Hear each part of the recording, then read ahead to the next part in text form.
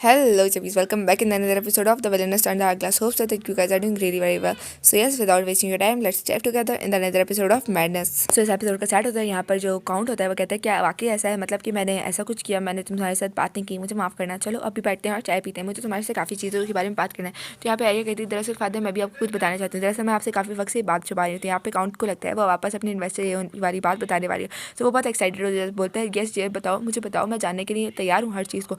और वो बोलता है तुम मुझे पता है तुम क्या कहने वाली हो बताओ। और वो कहती है कि दरअसल मैं बताना चाहती हूँ मैं काफ़ी वक्त से एक लड़के के साथ मतलब कि इंटरेक्शन में हूँ और वो चाहता है कि वो आपसे आके मिले तो प्लीज़ वो आपसे मिल के आना चाहता है उसे आने दीजिए। और फिलहाल तो मैं बहुत मतलब कि वो लग रही थकी भी लग रही है तो मुझे जाकर आराम करना चाहिए। यहाँ पे इन तीनों के तो मतलब एरिया की माँ को तो पता होता है लेकिन काउंट और कैन वो दोनों तो शॉक हो जाते हैं। और यहाँ पे कैन कहता है क्या मतलब तुम्हें ये तो नहीं बता रहा था तुम्हें कुछ और बताना चाहिए और ये वो चीज़ नहीं थी जिसके बारे में हम पूछना चाह रहे थे। तुम्हारे कहने का क्या मतलब है तुम एक लड़के के साथ रिलेशनशिप में मतलब कैसे। और इसका ये जो ओवर रिएक्शन होता है इसको काउंट और साथ में उसकी काउंटर्स मतलब कि दोनों ही देखे बहुत ज़्यादा शॉक्ड होते हैं कि कैन को क्या हो गया इसके दम पर किसने पाँव रख दिया। अगली सुबह में एरिया को दिखाया जाता है जो कि आराम से बैठ के चाय पी रही होती है जबकि मतलब कि माहौल बिल्कुल ऐसा नहीं होता है। यहाँ पर हर तरफ से शोर होता है। वो बोल रहा होता है कि मुझे मेरा प्रपोजल देखें मतलब कि अभी ये किसी मीटिंग में और हर तरफ से शोर है और काफ़ी सारे लोग इसके बैठे हुए और यहाँ पे एरिया भी ये कह रही थी कि वाकई अभी मैंने सिर्फ और सिर्फ एक दिन हुआ है मुझे बताया हुआ है कि मैं इन्वेस्टर रही हूँ। यहाँ पर इतने सारे लोग आ गए और फिर वो कहती है कि मुझे लगता है कि आप लोग जो है अभी तक अपना नाश्ता जो है वो करके नहीं आए तो प्लीज़ बैठें और अपने आप को पहले खाना खा लें उसके बाद हम बातचीत करते हैं। यहाँ पर एरिया की माँ मिली और साथ में अकाउंट भी साइड पे बैठे होते हैं और वो सारे लड़के कहते हैं थैंक यू पहले हम खाना खा लेते हैं। यहाँ पे अकाउंट कहता है कि चलो फिर मुझे भी जाकर उनको ब्रेकफास्ट में ज्वाइन करना चाहिए लेकिन मिली कहती है नहीं मैं अपना खाना लेके जा रही हूँ आप खाएं खाना उनके साथ।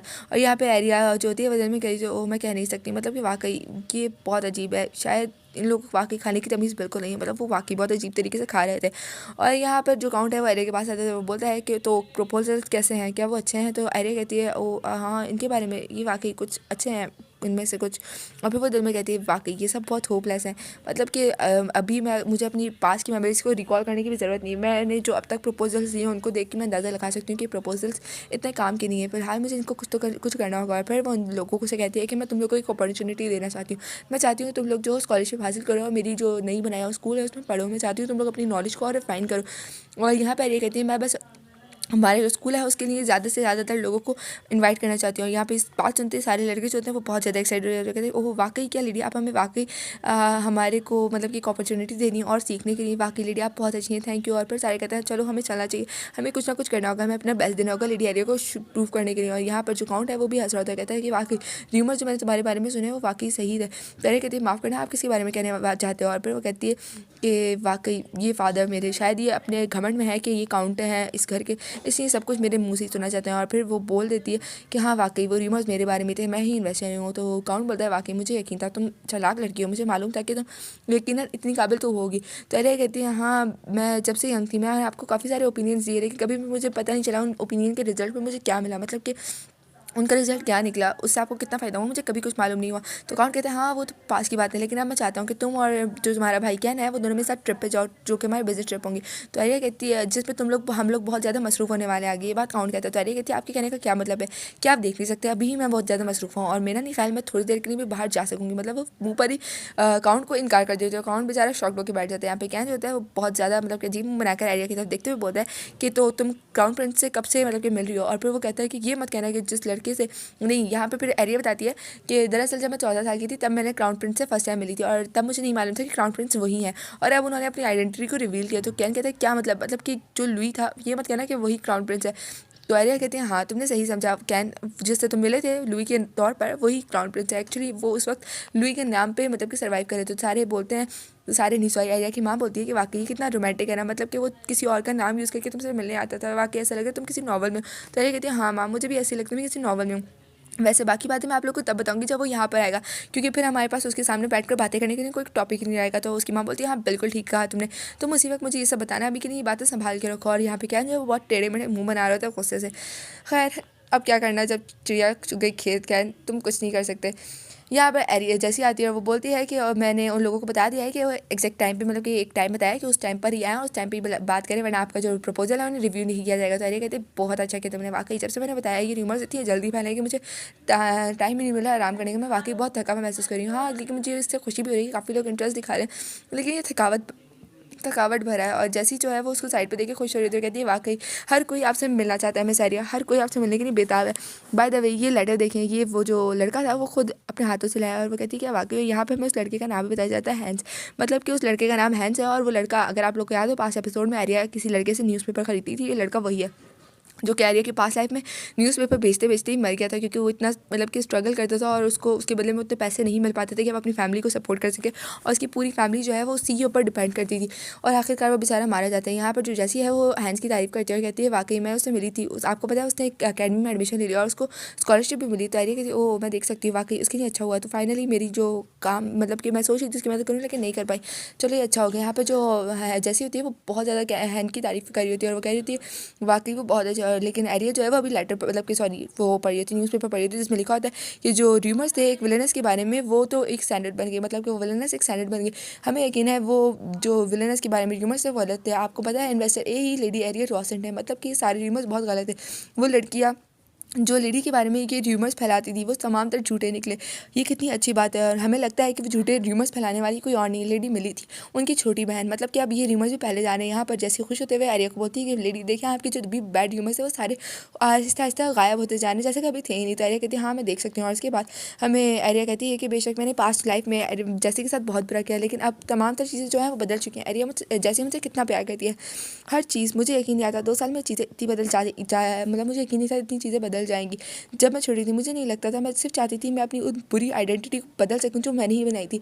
लेकिन अब मेरे सामने सिर्फ 2 परेशानियाँ रह गई और तुम दोनों। तुम्हें क्या लगता है मैं तुम लोगों से डरूंगी? हाँ मुझे थोड़ा खौफ तो है, लेकिन मैं अब डरने वाली नहीं, मैं बहुत ज़्यादा ताकतवर हूँ। अगर तुम लोग को इतना ही लड़ने का शौक है तो सामने आओ, मैं तुम लोग को हरा के रहूँगी। तुम लोग देखना अब मैं इसको अपनी पावर के तौर पर इस्तेमाल करने वाली, मैं तुम लोगों से नहीं डरूँगी। उसके बाद उसको एक लेटर आता है जिसे वो खोलती है और इसमें लिखा होता है कि क्योंकि मैं काफ़ी वक्त से आपसे मिल नहीं पाया और ये इसलिए है क्योंकि मैं अपने शहर से बहुत दूर हूँ, इसलिए मैंने लैन को ये लेटर आपको डिलीवर करने के लिए भेजा। तो अरे बोलती ओह ये लेटर ऐशर की तरफ से। और फिर उसमें आगे लिखा होता है कि मैंने ये लेटर बस इसलिए भेजा था कि मैं मतलब कि जान सकूँ कि वो तारीख कि कब है जब मैं आपसे मिलने आ सकता हूँ, मतलब कि आपके घर आ सकता हूँ, क्या मैं इस तारीख को आ सकता हूँ, मतलब कि अभी तारीख एग्जैक्टली नहीं बताई जाती। और यहाँ पर ये कहती क्या हुआ ऐशर को के साथ कुछ गड़बड़ है, मतलब उसने ये लेटर मुझे सिर्फ इसलिए लिखा था कि मुझे बता सके वो जल्द ही हमारे घर विजिट करने आने वाला है। और हाँ इस दफ़ा इसके साथ एक ये ब्रेसलेट भी है। वैसे ये ब्रेसलेट यूनिक है, यकीनन ये ब्रेसलेट वहीं से होगी जहाँ पर वो इस वक्त मौजूद है। ये पता नहीं किस डायरेक्शन में इस वक्त तुम हो दुनिया के हैशर, मुझे बहुत याद आ रही है तुम्हारी। ये बातें जो है ये करी होती है। यहाँ पर हम फिर एक घर दिखाया जाता है जहाँ पर बोल रही होती है कोई कि तमाम तो लेडीज़ जो हैं वो आपके साथ है लेडीज़ से। और ये बात जो है वो मिली बोल रही थी और वो कहती है कि बेशक कोई भी आपका साथ छोड़ दे लेकिन वो लेडीज़ वो बिल्कुल आपका साथ नहीं छोड़ेंगी, हम हमेशा आपके साथ हैं। यहाँ पर वो बेसिकली एसएस को चेयरअप करी होती है और एसएस जो होती है वो थोड़ा होपलेस दिख रही होती है। कहती है ठीक है मैं देख सकती हूँ। यहाँ पर एरिया मिली जो है वो दिल में सोचती है कि सारी लेडीज़ जो हैं वो बस उस बेवकूफ़ लड़की के पीछे लेडी मिली को कैसे छोड़ लेडी इसिस को कैसे छोड़ सकती है। अगर मैं लेडी इसिस की जगह होती तो मैं वाकई अपने आप को मार लेती हूँ। फिर वो ऊंची आवाज़ में कहती है कि वो लड़कियाँ शायद वो थोड़ी पागल हो गई है, मतलब कि वो इतनी बेकार सी लड़की के आगे आपको कैसे मतलब कि छोड़ सकती है। मुझे यकीन है ऐसा कुछ नहीं होगा, मैं आपको यकीन दिलाती हूँ, हमें आपकी ही शादी होगी क्राउन प्रिंस के साथ, मेरी बात माने। और यहाँ पर जो इसिस होती है वो बोलती है कि मिली मुझे लगता है वो टाइम आ गया। वो कहती है किस चीज़ का? तो कहती है आपकी शादी का, मुझे लगता है आपकी शादी करवा देनी चाहिए क्राउन प्रिंस के सॉरी ऑस्कर के साथ। तो मिली कहती है कि वाकई ये वही तो चीज़ है जो मुझे चाहिए थी, थैंक यू लेडी इसिस। और यहाँ पर फिर से हमें जैसी को दिखाया जाता है जो कहती है कि मैंने हैंस से सुना है वो बहुत ज़्यादा इंटेलिजेंट है, वो ये है वो है, मतलब कि फिर से एरिया के सामने हैंस की तारीफ़ें करना शुरू हो जाती है और बोलती है कि यकीनन उसके पास ये नॉलेज वहीं से आई होगी, मतलब वो न्यूज़पेपर बेचता था तो यकीनन वो न्यूज़पेपर पढ़ता भी होगा और इसलिए उसके पास इतनी ज़्यादा नॉलेज है लेडी, वो वाकई बहुत अच्छा है। और यहाँ पे एरिया जो है वो बहुत बोर दिखाई दे रही होती है और वो बोल रही थी कि मुझे मालूम है जैसी बंद करो अभी बोलना। और जैसे अभी भी मुसलसल बोल रही थी तो एरिया बोलती है ओह मैं चाहती थी जैसी जो है वो किसी अच्छे पर्सन के साथ सेटल हो जाए, लेकिन अब ये हर वक्त उसकी बातें क्यों कर दी जाती है हैंस की, मुझे नहीं लगता वो उसके लिए परफेक्ट मैच होने वाला है। लेकिन अब मैं क्या कर सकती हूँ, अगर इसको ये पसंद है तो मैं हैंस को बेहतर बनाऊंगी, उसकी जो इमेज है उसे अच्छा कर दूँगी। फिर वो जैसे से कहते हैं ठीक है जैसी हैंस को बताओ कि मैं उससे मिलना चाहती हूँ और उसे ज़रूर जल्दी लेकर आए। तो जैसे कहती है कि वाकई आप उससे मिलना चाहती हैं, वैसे हैंस से उनके बहुत ज़्यादा खुश होगा तो मैं उसको ज़रूर आपके से मिलाने के लिए लाऊंगी। तो एरिया कहती है वैसे मैं पास्ट लाइफ को सोचूँ तो मुझे जो जैसे कि इमोशंस हैं बिल्कुल समझ नहीं आते थे, लेकिन अब मैं इन इमोशंस को समझ सकती हूँ क्योंकि मैं खुद भी ऐसी ही कंडीशन में हूँ। और फिर हम यहाँ पर जैसी सॉरी एरिया और क्राउन प्रिंस को एक साथ दिखाया जाता है जहाँ पे क्राउन प्रिंस जो है वो एरिया से मिलाया गया है और एरिया उसको वेलकम करती है कि वेलकम क्राउन प्रिंस। अगले एपिसोड का साढ़े उसी सीन से होता है, मतलब कि जब एरिया जो है ऐशर को वेलकम करी होती है, यहाँ पे ऐशर आता है और एरिया कहती है ओह तो मैं आपकी स्किन काफ़ी अजीब लग रही है। तो ऐशर कहते हैं दरअसल मैं जिस एरिया में था वहाँ पर जो गर्मी है वो बहुत ज़्यादा है, इसलिए मेरी स्किन जो है वो शायद टैन हो गई। तो एरिया कहती है ओह मैं देख सकती हूँ कितनी दूर से मेरे लिए ट्रैवल करके आए, यकीन वहाँ पर बहुत ज़्यादा गर्मी होगी। और फिर उसके बाद वो दोनों बैठ जाता है, ऐशर उसे देख रहा होता है लेकिन वो कुछ सोच रही होती है। यहाँ पर जो ऐशर है वो बोल देता है कि तुमने वो ब्रेसलेट पहनी हुई है वाकई अच्छी लग रही है। तो एरिया कहती है हाँ वो रिंग ये बिल्कुल वैसी ही रिंग है जैसे कि आपने मुझे दी थी। तो ऐशर कहता है हाँ ये वही है। तो एरिया कहती क्या ये सेम रिंग्स है? तो ऐसे कहता है ये रिंग नहीं ऐसा नहीं है, मतलब कि हाँ ये सेम रिंग है। तो एरिया कहती नहीं लेकिन इसका रंग वो मुख्तलिफ है। तो ऐसे कहते दरअसल वो इसलिए क्योंकि मेरी पावर्स यूज़ हुई है, इसको आप नीचे रखो तो और फिर उसको तार तार नीचे रखते तो उसकी एरिया बोलती है वो तो उसका कलर डिसअपेयर हो गया। ऐसे कहता है जब भी मैं इस रिंग को पहन के अपनी पावर्स यूज़ करता हूँ तो इसका रंग बदल जाता है। एक्चुअली ये जो है ये मेरी इंपीरियल फैमिली की तरफ से, ये हमारी इंपीरियल फैमिली की विरासत है। और ये एक पैर के लिए मतलब कि ये नस्ल दर नस्ल मिलती है और ये इसलिए मैंने तुम्हें भी दी है इसकी जैसे एक और। तो एरिया कहती ओह मुझे तो मालूम ही नहीं था, मैं इतनी इंपॉर्टेंट चीज़ बनी हूँ, मुझे तो ये बहुत सिंपल लग रही थी लेकिन ये बहुत ज़्यादा एक्सपेंसिव है। ये वाकई इंपीरियल फैमिली की विरासत है जो काफ़ी सदियों से आगे बढ़ती आ रही है, मुझे यकीन नहीं आता इसकी चमक। और यहाँ पर ऐशर बोलता है ये रिंग सिर्फ और सिर्फ आप जैसी लड़की के नहीं आ रही है और किसी के नहीं, ये सिर्फ आपके ऊपर सूट करती है। और एरिया कहती है शुक्रिया, वैसे ये वाकई बहुत अच्छी है, मतलब कि मुझे यकीन नहीं आता मैंने कोई इतनी अच्छी चीज़ पहनी हुई है। और वो कहती है मुझे ये चीज़ें बहुत ऑकवर्ड लग रही है शायद इसलिए क्योंकि मैं फर्स्ट टाइम किसी के साथ रिलेशनशिप में आई हूँ। और यहाँ पे ऐशर बोलता है कि आपका शुक्रिया इस रिंग को एक्सेप्ट करने के लिए, मेरा गिफ्ट एक्सेप्ट करने के लिए।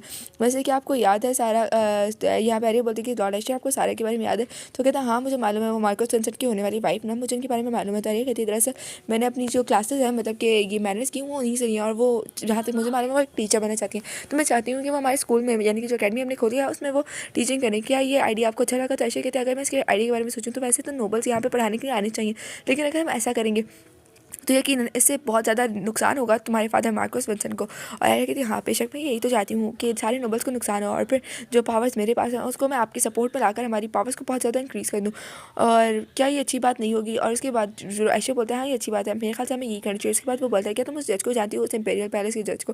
तो एरिया कहती है वो जज नहीं, मैं उसको नहीं चाहती, मैंने तो उससे पहली दफ़ा देखा था, मुझे तो उसका नाम भी नहीं मालूम। तो ऐसे कहता है ओ मैं देख सकता हूँ, मेरे ख्याल से वो लड़की जो जज है हम आपसे मिलना चाहती हैं। दरअसल वो इंपीरियल फैमिली की है लेकिन वो अपनी पावर्स इतना शो अप नहीं करती, तो वो चाहती है कि वो तुमसे मिले। तो एरिया कहती है क्या वाकई? ऐशे कहता है हाँ मेरे ख्याल से उनका इंटरेस्ट तुम पे इसलिए डेवलप हो गया क्योंकि तुम भी लड़की हो वो भी लड़की और वो सिंगल वुमेन है, मतलब कि वो अकेले इन्होंने ये सब अचीव किया, क्या तुम उनसे मिलोगी? तो वो कहते हैं हाँ वैसे तो मैं अभी अपने आप को मतलब कि इन नए लोगों से इंट्रोड्यूस नहीं करवाना चाहती लेकिन देखेंगे। तो ऐश्वर्या कहता है ठीक है फिर मैं तुम्हें लेटर भेजूंगा। उसके बाद कुछ दिनों के बाद हमें एक नया लेटर दिखाया जाता है जिसमें लिखा होता है ये लेटर इंपीरियल फैमिली की तरफ से, जो कि एरिया की माँ को मिलता है। वो देख रही होती है, वो बोलती है ऐसा करो तुम लोग जाओ फ़ौरन से घर की सफाई करो और हर चीज़ को साफ़ कर दो। फिर मुड़ती और कहती है नहीं नहीं साफ मत करो, हर चीज़ को बदल दो, नई चीज़ों से बदल दो, सारे कर्टन्स को सारे कार्पेट्स को सबको चेंज कर दो जल्दी और सब कुछ जल्दी करो। सारे जो मेट्स होते हैं वो भी बहुत कुछ दिख रहे होते हैं। कहते हैं वो फाइनली जो लेडी एरिया है उनके लवर यानी क्राउन प्रिंस वो आने वाले हैं। यकीनन लेडी एरिया से जैसा एक्सपेक्ट किया था वैसे ही हुआ।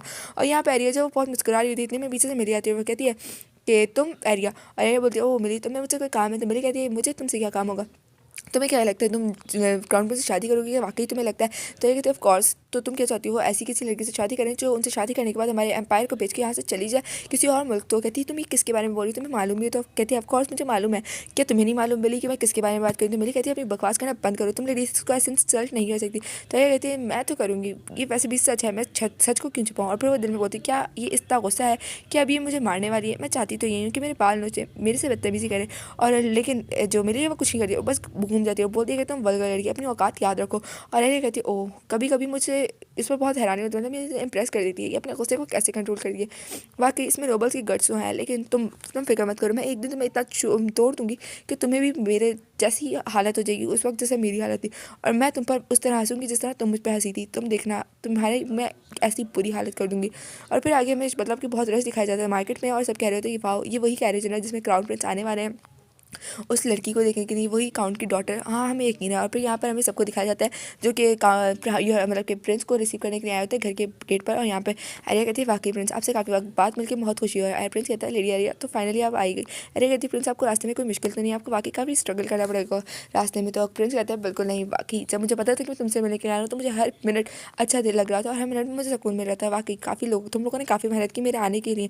तो एरिया कहते हैं हाँ वैसे ऐसा तो हुआ है। और यहाँ पे हमें पीछे दिखाया जाता है सारे अभी तक झुके खड़े होते हैं, तो यहाँ पर जो एरिया है वो कहती है प्लीज़ आप हमारे जो मैंने है उसे अच्छे से देखें। यहाँ पर पीछे से कोई पर्सन आता है, वो ये वाला जो उसका नौकर है वो आता है और वो बोलता है प्रिंस एस्ट्रॉप, और वो कोई बात कर देता है और उसको दिखाता है कि जो सारे मेड और वो है काउंट वगैरह वो अभी तक सर झुका के खड़े हैं, क्योंकि प्रिंस जो है वो एरिया को देख के सब कुछ भूल ही चुका होता है। यहाँ पर सारों को वो बोलता है कि सॉरी मुझे माफ़ कीजिएगा, दरअसल मैं एरिया से बात हूँ, मैं भूल ही गया कि आप लोग भी खड़े हैं, प्लीज़ आप लोग खड़े हो जाओ। और उसके बाद वो सारे शुक्रिया कहते खड़े हो जाते हैं। और जैसे ही काउंट प्रिंस की तरफ देखता है, मतलब कि उसकी आंखों में तो चुभने की शुरू हो जाती है, उसकी शाइन वो ब्राइटनेस कंट्रोल ही नहीं कर पाते। यहाँ पर प्रिंस कहता है कि क्या कहते हैं सॉरी, यहाँ पे एरिया जो है वो ऐशर से अपने फादर को इंट्रोड्यूस करवाती है और वो कहती है कि मेरे फादर हैं। और यहाँ पे ऐशर कहता है कि हाँ मैंने आप दोनों के बारे में बहुत सुना है, आप दोनों। और यहाँ पर एरिया जो है अपने भाई और मिली से भी उसको इंट्रोड्यूस करवाती है। और ऐशर बोलता है दिल में कि हाँ मैं जानता हूँ ये वही बदतमीज़ बेटा बेटी हैं काउंट के।